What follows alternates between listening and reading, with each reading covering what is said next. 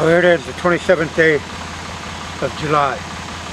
What we're going to do, I'm going to turn this old clover field under. We had it in Nebraska, and it hasn't been tilled for 10 years. Well, last year we did a little disking on it, but this year I'm going to turn it over. I got my soil test back. It needs about 2,500 pounds of ag lime, which is not a lot. That's only a ton. And but I'm going to get it tilled under right now while I got the opportunity. It's supposed to be like 110 heat degrees index tomorrow. It's going to be in the 90s today. So I want to get this plowed under as quick as I can. And I don't know how it's going to plow. It can really probably plow pretty hard, being it hasn't been plowed for so long. This ground really holds the moisture, and that's the nice thing about growing clover. You want to grow it where the moisture is. So we'll get on the tractor and see how it's going to plow.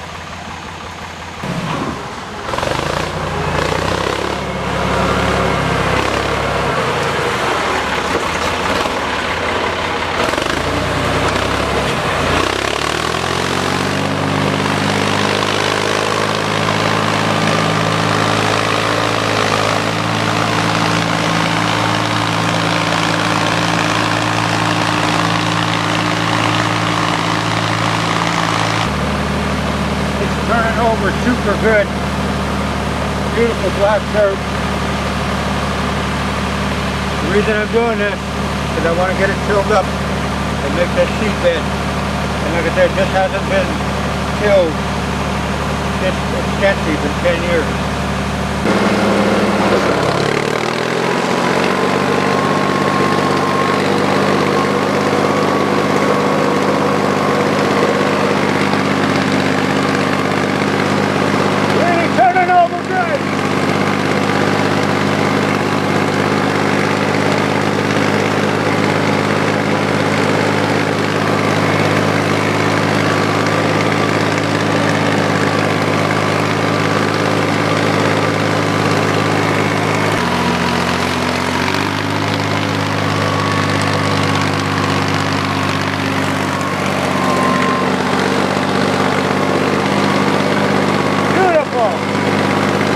See, all this green forage will be turned in there and it'll become green manure, basically. Well, we got it plowed up, and I know there are some people out there condemn what I just did, and that's alright, that's their opinion. This land hasn't been tilled for 10 years. The last time it was plowed under was 2011. And I'll show you the results of the soil. I don't have them with me, but I'll show you. I realize if you're on hilly ground, different ground, and you're plowing it under, you can get an erosion problem. But this is bottom ground, flat ground, water ain't going nowhere. And you've seen how it plowed. The tilt of this soil is just magnificent. I'm going to let this vegetation lay here today, and I'm going to come back in tomorrow and run the disc over it and level it up. But you know, a lot of people, this measured on the pH of this black soil was 6.1, and it's right at an acre, 100 yards long, 50 yards wide. So we'll let it air out a little bit. I don't want to compact it. Let some oxygen get in there, and we'll come back tomorrow. And it's supposed to be really hot tomorrow, but if I'm here first thing in the morning, we'll be able to level it out. Possibly I'll pick up some pal lime and incorporate that, because the bad part about this ground down here, when it does get wet, it stays wet. I want to take you over here to show you that I know a little bit what I'm talking about. Go past the tractor here. Okay, when you got a piece of equipment in the field, don't shut it off. As we walk right down through here, there's our other clover field. Beautiful standard clover. It's boot high. I can't mow it right now with the heat that's coming in. It would be put it under too much stress. But like I said, from that clover field to that one. So you want to plan ahead.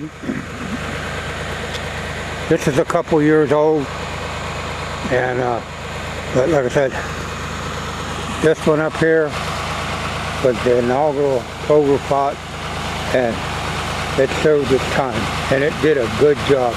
If it does as good for the next 10 years, I probably won't be on the face of this earth. But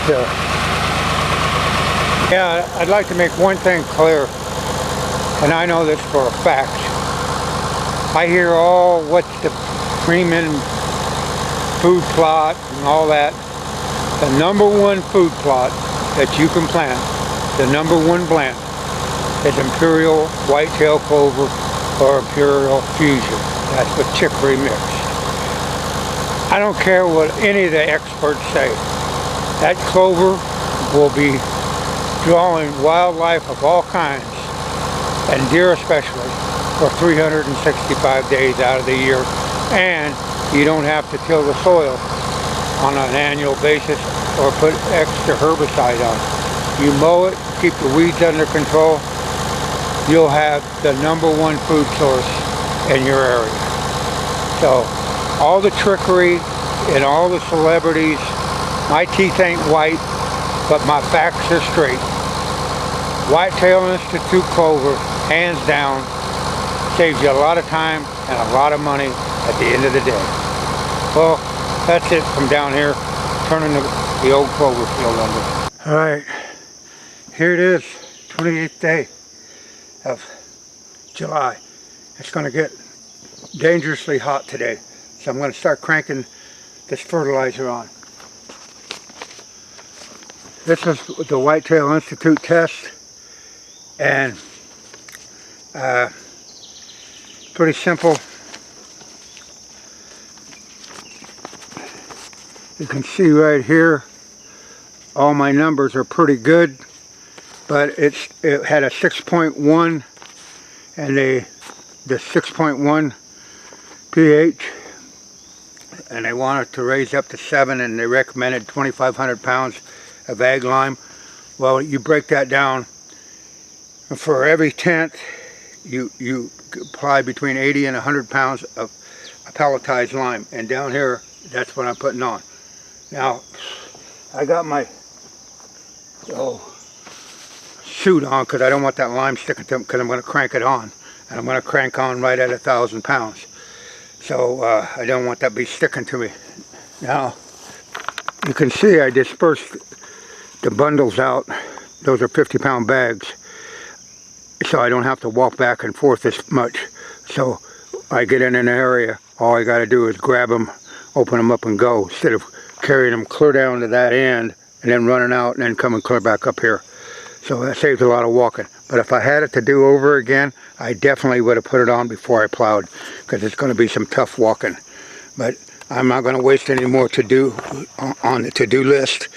I got a lot to do, and like I said, it's not that much, but with the weather that's coming in, it can make it pretty miserable.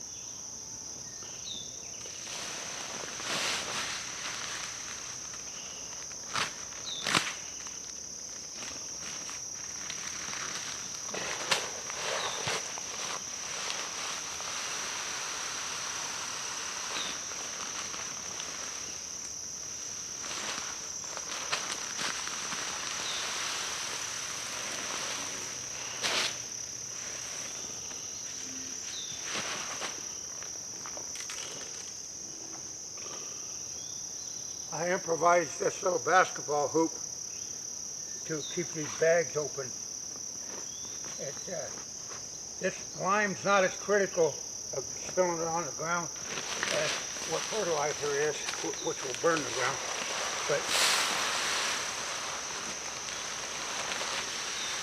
little Donnie's basketball hoops really came in handy. So 50 pounds.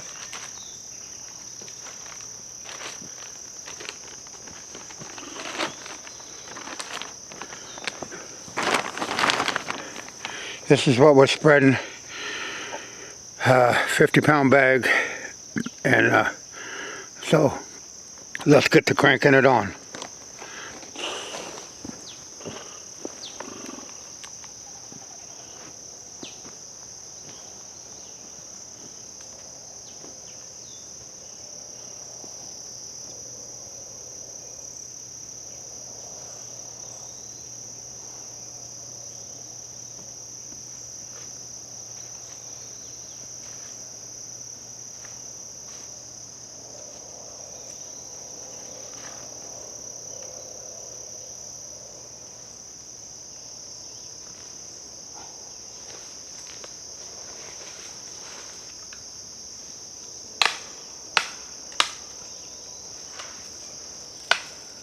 Oh, just what you don't need. They never break down. Only in the field.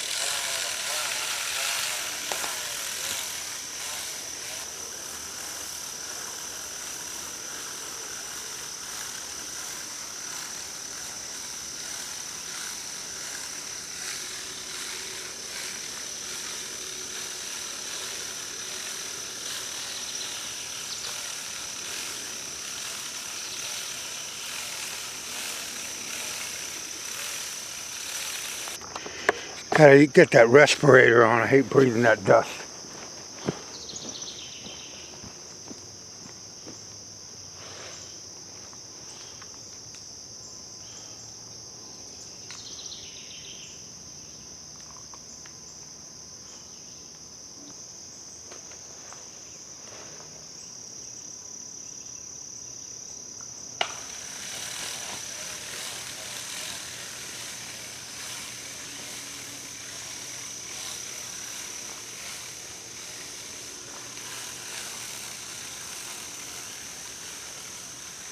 Nice to have two spreaders. That way you can get one done. Pick up the other one.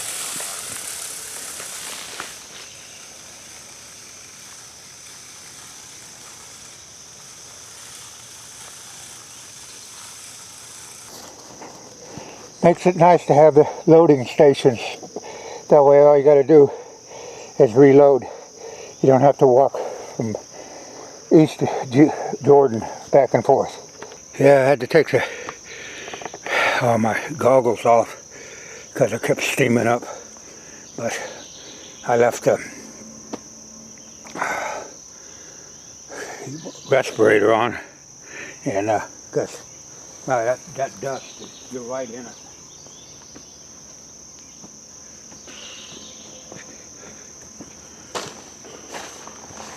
This little basket sure came in handy. I guess we got those. I want to get this done before that sun breaks out.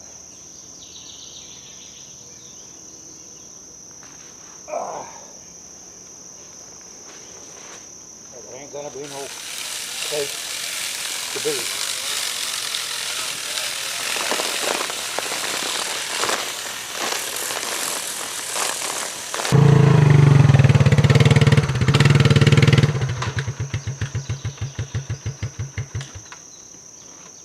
Well, I'll move this other bag down with the four-wheeler. I need to get a spreader for the four-wheeler. I could have brought my big spreader down here, but it didn't get here. So this is the other alternative. 71 years old, still kicking ass.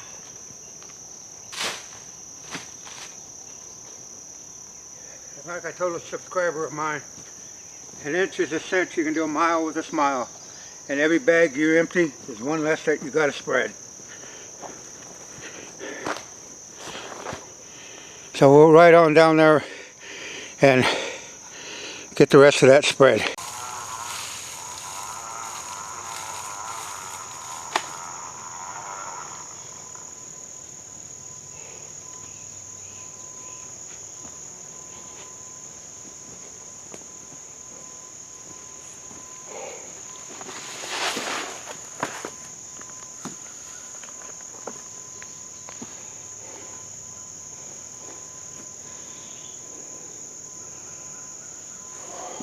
Well, there you have it. It's going to get hot. And you notice my suit, it's got all that lime dust on it, not on my skin, because that's really irritating. So we'll go up and get the disc and get this disced in. Got the tractor down here now. We're going to disc this in. We probably won't be planting this for maybe at least 3 weeks. Second week of August, something like that. We'll get some rain, let that lime work in. I remember on my soil test, it was everything, organic matter, all that stuff was really good. The phosphorus was medium, potassium was real good, calcium was average, adequate, magnesium adequate, everything was adequate in this field. And we planted this field 10 years ago, so we maintained it, and when the pH dropped a little bit to 6.1, but it was still growing fairly good clover. And it's in the bottom ground. That's the trick. Bottom ground that holds moisture. That's why we're here today, because once this does get wet, if it sets in the rain a lot, it'll work the lime in, but you won't be able to get a seed bed made. Now, that means at 6.1 and they want a 7, which is neutral, you've got to raise that 9/10. So, you could put 2,500 pounds of ag lime on, which would probably cost maybe $50 to $75 at the quarry if you went and bought it, but you'd still have to shovel it on. But I elected to go with 50-pound bags of Pell lime at $7 a bag at the co-op, which I thought was a little high. But then again, that's the way it is. But you have to have 2 bags, 100 pounds. That would raise a 10. So you had to raise it 9/10. So you'll figure 18 to 20 bags is what you have. They say 80 to 100 pounds per tent. So we had 20 bags of Pell lime, and that ought to raise an acre. Now, if you've got less than that, 1,000 feet, you could get by. They got that broke down to a whole lot less. And I don't know, you'd only have to, it'd be quite a bit less. 1,000 square feet would be 57 pounds. So 1 bag of lime would do that, basically. So it's going to be the hottest day in Iowa today, so I got to get the discing.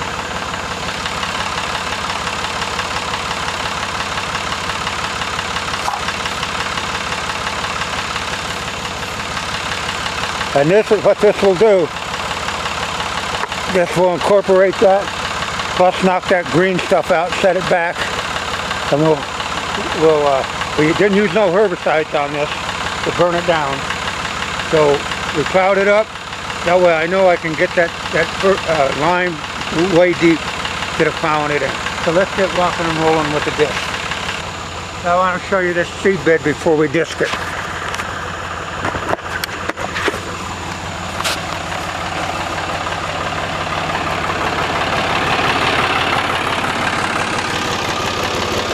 You see, when we plowed, this was the back furrow, but we got it really deep. You can see the lime right here. Now that's incorporated, and we'll cut this bulk stuff up. But like I said, I didn't use any herbicide on here, but it's really rough right now, and that's the way I want it. So I know when I get it smooth, I know that lime is down in there. So let's get the discing.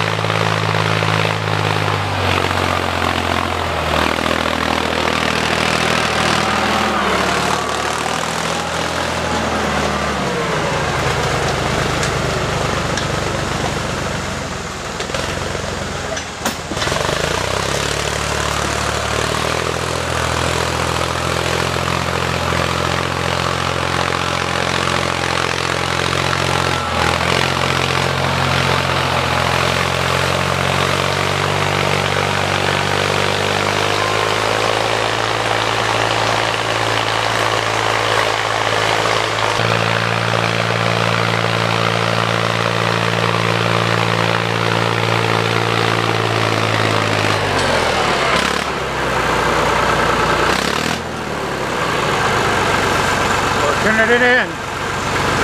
And this is a former stale discing. Like I said, we'll come back and disc this again. If the weeds germinate, knock them out before we plant the clover. And we'll be planting a nurse crop with forage oats in there with it. So we'll get that done in about the middle of August.